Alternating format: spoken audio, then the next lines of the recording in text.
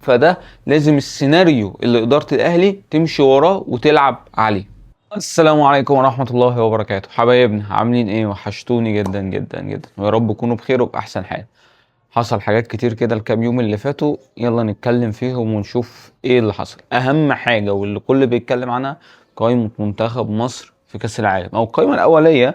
هو كابتن حسام حسن المفروض ياخد 26 لاعب. ده هنشوف عبث، هنشوف عبث والله. المفروض هو بياخد 26 لاعب، هو خد 27. يعني في لعيب واحد بس اللي هيرجع، الا بقى لو هو هيعمل فكره جهنميه ويرجع 3 4 لعيبه ويجيب 3 4 لعيبه تانيين. يعني ده تفكير برضو مش بعيد على كابتن حسام حسن. بس تعال نشوف القائمه مع بعض ونشوف هي ايه المشاكل اللي فيها. حراسه المرمى محمد الشناوي، مصطفى شوبير، مهدي سليمان، محمد علاء. فين احمد الشناوي؟ ده كومنت المفروض. فين احمد الشناوي؟ ليه مش موجود؟ احمد الشناوي مش هيقبل انه يكون الحارس التاني او الحارس التالت، مقبوله. يعني لو احمد الشناوي قال لك انا ما تجيبنيش احتياطي، مقبوله من حسام حسن، لكن اصلا مش مقبوله من احمد الشناوي. لكن انا توقعي الشخصي ان حسام حسن اللي هو فيه مشاكل شخصيه بينه وبين احمد الشناوي من زمان، فما بيجيبوش. نيجي على الدفاع، محمد هاني، طارق علاء، حمدي فتحي. هو واخد حمدي فتحي كمدافع، فهو تقريبا خلاص هو اقتنع بالفكره اللي عملها في الماتشات بتاعت السعوديه واسبانيا، وهيبدا يلعب بيه طول الوقت ان هو مدافع تاني عشان بيعرف يلعب كوره، بيعرف يطلع الكوره.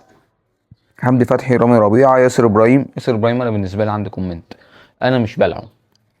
حسام عبد المجيد، محمد عبد المنعم، احمد فتوح، وكريم حافظ.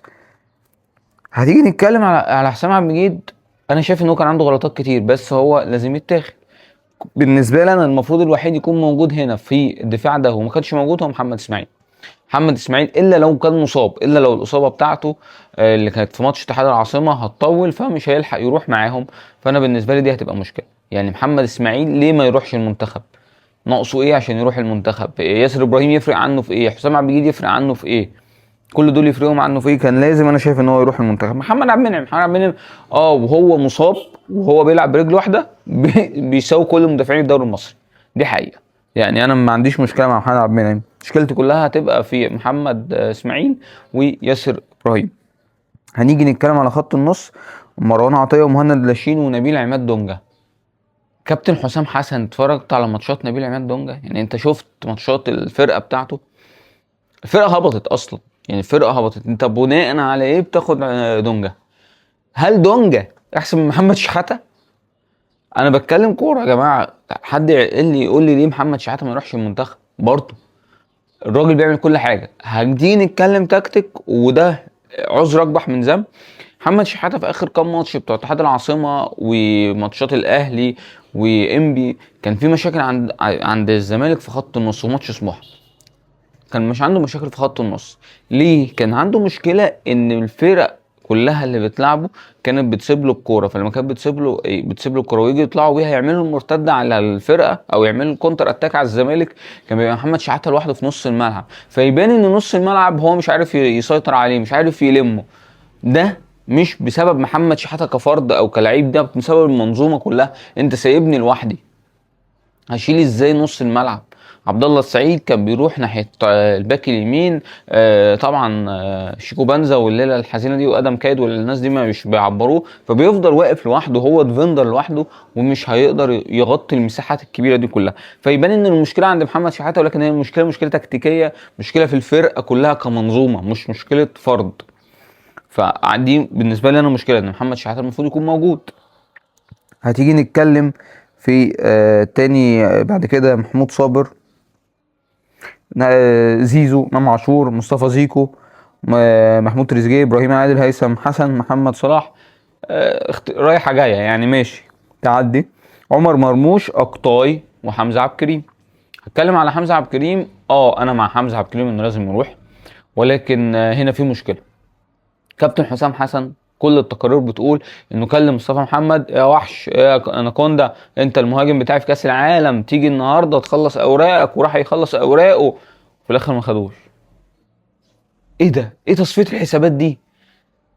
يعني ما تمناش ان ده يكون حقيقي خالص. يعني انت عملت كل الفيلم ده وفي الاخر ما تاخدوش، وتاخد اقطاي.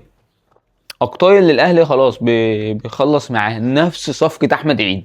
هي نفس الصفقه، اقسم انا كنت بقول لكم اداره الاهلي اتعلمت دي، ما فيش اي حاجه ولا بجنيه، ما فيش خالص. نفس صفقه احمد عيد. اقطاي ده ايه ارقامه في الدوري؟ نسبه ارقام اقطاي. اقطاي طول الموسم لعب 21 ماتش مع انبي، عمل فيهم 6 اهداف و3 اسيست. 6 اهداف و3 اسيست. جراديشار لو كان عندي كان عمله. ف يعني انا مش شايف ان في فرق. ايه دنيته عمل ايه في الدوري؟ مش ده مش حتى يعني لو كان احمد ياسر ريان اقول لك ماشي، هداف الدوري، مقبوله. انما اقطاي عمل ايه في الدوري؟ مروان اوتاكا تاني. يا جماعه اللعيبه دي ما ينفعش يبقوا مهاجمين للاهلي. انا يا عم انا عيني على راسي يبقى المهاجم الدهلي، يبقى مهاجم محلي وارتاح من الفلوس اللي بصرفها بالدولار، الفرقه كلها تبقى بالمهاجمين المحليين وارتاح من الفلوس اللي بصرفها بالدولار. بس برضه ما يعني، يا رب ما يبقاش صلاح محسن جديد. يا رب ما يبقاش صلاح محسن جديد. هنيجي عند حمزه عبد الكريم. حمزه عبد الكريم بصراحه لازم يروح منتخب يا جماعه، وانا قلتها قبل كده، حمزه عبد الكريم ما ينفعش ما ينضمش للمنتخب، لازم توديني المنتخب. الواد ما شاء الله عليه، الواد كانت لما انا عملت الفيديو الاولاني كانت كل الاجوان رأسيات. امبارح لسه جايب جون شب. واد واد معلم، رجلين ودماغه وكل حاجه. فلا، حمزه عبد الكريم يتاخد المنتخب، وانا مش مع اي حد يقول لا ما يتاخدش، لازم يروح المنتخب. خلصنا جزء القايمة وبكل المشاكل اللي فيها، وعندي مشكلة كبيرة قوي لو هم هياخدوا 26 لاعب من القايمة دي ويبقى لعيب واحد ما يتاخدش. هتبقى كسرة نفس، يعني طحن خواطر، بطر خواطر، مفيش جبر خالص. هنيجي نتكلم بقى على ترب وإدارة الأهلي، قصة الحب الحزينة اللي احنا مش عارفين نخلص منها.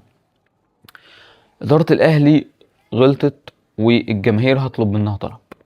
إدارة الأهلي عندها مشكلة وغلطة، وإن هي لما اتفقوا مع تورب على ال5 شهور ما خلصوش الديل، ما كلوزش الديل، ما نفذش، ما بقاش في وقت خد يا باشا فلوسك وامضي.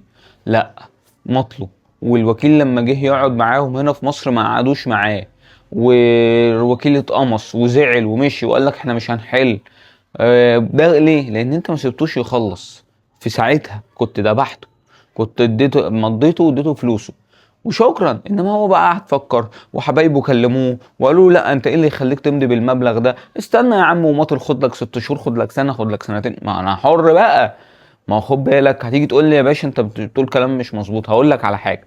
عقده ترب فيه ان هو هنقول ان اخر الموسم 30/6، فالاهلي يقوم فاسخ التعاقد ويديله ال3 شهور. طيب ساعتها ايه اللي هيحصل؟ تورب هيعمل معاك زي ما ريبيرو عمل. ريبيرو لما راح المحكمه وقال لك انا اتضريت لان هم مشوني في نص الموسم، انا عايز بقيه عقدي. تورب هيقول لك هم برضو ضيعوا عليا فرص تفاوض كتير جدا، لان كان جاي لي فرق رهيبه، كان جاي لي ريال مدريد ما رضيتش. فهتلاقي تورب دي عندك مشكله. فانت لا تقول لي ان انا ماشيه 30/6 وهدفع الفلوس وخلاص، لا، هتبقى عندك مشكله للاهلي، والاهلي مش حابب ان هو يروح للحتت دي في المحاكم او مع المدربين ويبقى عنده سمعه مش كويسه. فالاهلي عايز يحل معاه وهو بيمسك على الحته دي. طيب والاهلي عايز يحل ليه؟ عشان خاطر الاهلي متعرض لضغط جماهيري اللي هو حل المشكله. فاحنا مش عايزين نبقى عندنا ضغط جماهيري، عايزين نهدى خالص ونسيب الاداره هيمشي. ترب مش قاعد، هيمشي. بس مش عايزين نبقى احنا بنضغط على الاداره عشان تخلص ترب فترضخ لشروطه. وانا اكتر واحد بكره ان انا ارضخ لشروط اي حد، فما رضاش ان انا الاهلي يرضخ لشروط ترب. لا، احنا نماطل معاه وها اتاخرك وانا اكون نايم المدرب التاني جنبي ننا، ما اكونش نايم في العسل مع ترب. لا، واحد ماسك يجيب المدرب الجديد وواحد بيخلص مع ترب. فلازم تبقى ماشيه بالسيناريو ده، ان واحد بيخلص وواحد بيجيب مدرب جديد. فنخلص على يوم 1/7 5/7 بالكتير قوي، تكون انت بتعلن عن المدرب الجديد بتاعك اللي هيكون عينه شغاله معاك في كاس العالم، شغاله معاك في البطولات كلها، ويشوف لك لعيبه ويختار فرقته، عشان ما يجيش يقول لك انا ما اخترتش الفرقه دي، لا يختار الفرقه دي. فده لازم السيناريو اللي اداره الاهلي تمشي وراه وتلعب عليه. في النهايه ده رايي في قائمه المنتخب، ورأيي في تفاوض مع تورب ان ما ينفعش نضغط على تورب او نضغط على الاداره عشان تخلص مع تورب. حابب اعرف ارائكم، حابب اشوف رايكم ايه في قائمه المنتخب اللي طبعا عمرنا ما هنتفق عليها عشان نكون متفقين. وفي النهايه لو الحلقه عجبتك، لايك والشير والسبسكرايب.